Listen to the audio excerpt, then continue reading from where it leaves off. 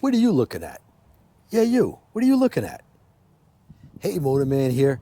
And you know, your eyes are extremely important, especially when you're riding a motorcycle. You need to be able to spot a potential hazard. That's what we're going to talk about today. You always need to be looking well ahead of your path of travel. I've said it once, I've said it 1,000 times. I'm watching this light here. This is not normally a red light or a green light. It's a flashing yellow. But because there's a fire station there, they hit a button, this light turns red even though they've already pulled out. There you go. It's flashing yellow again. Now I'm looking at the light ahead.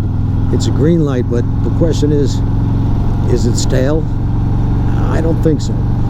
But I'm not going to zoom past it. I'll be covering the brakes. Front and rear, of course, because that's going to save me at least 1 second, probably closer to 1.5 seconds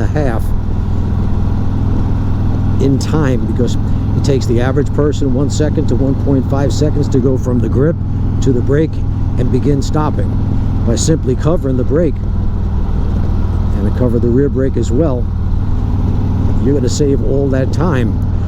And at 40 miles an hour, you're covering 60 feet a second. That's a lot. Before you even start braking at 40 miles an hour, if you're not covering it, you're going to cover 60 feet before the brakes even apply, or before you can apply these brakes. When I say you have to be able to spot a potential hazard, a potential hazard would be anytime you have a crossroad. If there's a vehicle waiting to pull out, never assume that that person sees you.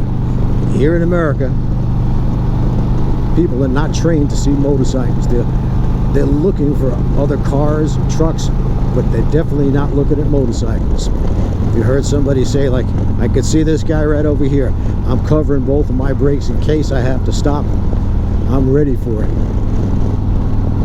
That is a potential hazard. I can't tell you how many times I've ridden with people who I start to slow down when I see that potential hazard, and they come zooming up by me, paying no attention whatever to those vehicles that are stopped in the island or on the side of the road. That's the kind of stuff that's going to get you killed. Always expect the worst and have a plan. That's why I say look 12 seconds ahead. Everybody's heard the person who said it happened so fast I couldn't do anything about it. What that person really means is I wasn't looking far enough ahead, so it seemed to occur all of a sudden when actually it unfolded almost in slow motion. If you're looking 12 seconds ahead, I can see it way up there. There's a blue car getting ready to pull out. I've got at least 12 to 15 seconds before I have to get close enough to that vehicle for it to become an actual problem.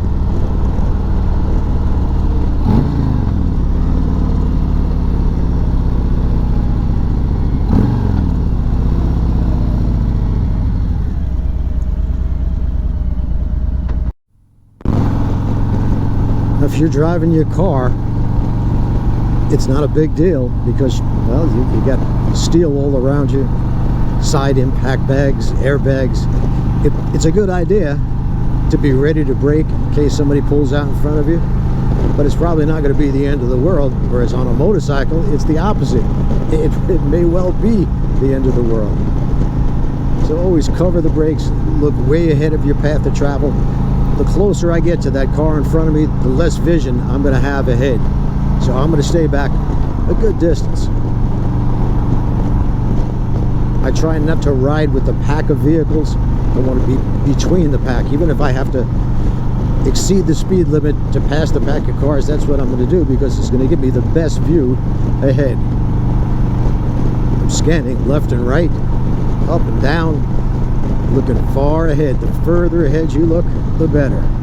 And always covering the brakes whenever there's a possibility that somebody could violate your right-of-way. The number one violation of your right-of-way is going to be the vehicle that turned left in front of you. You need to be prepared for that. This vehicle that was pulling out here, I knew that I could get into the left lane if I had to because I'm looking in my mirrors.